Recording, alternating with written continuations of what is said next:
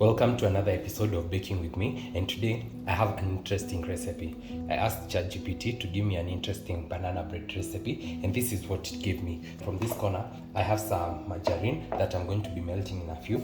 I have some sugar, some salt, cinnamon, vanilla essence. I have my all-purpose flour, and that's going to be accompanied with some bicarbonate of soda, or you can also call this baking soda. We are not going to be using any baking powder in today's episode because ChatGPT said that bicarbonate of soda is the best suit for this recipe because we are having some overripe bananas which are acidic. I have my 1 egg, and finally I have some chocolate chips. I'm going to list all these ingredients and all the instructions that ChatGPT gave me in the description box, and without further ado, let's get started.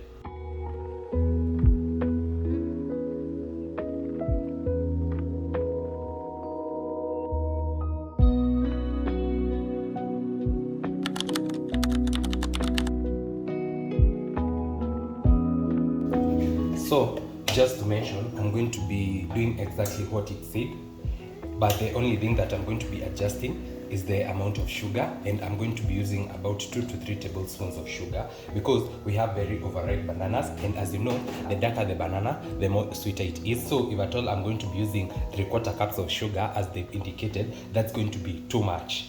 So I'm going to start off by melting my margarine, or you can also use butter, and I've started by adding some very hot water inside my bowl. Then I'm going to place my margarine. I've already measured this. Then we can proceed. I have the instructions over here, so let's get started.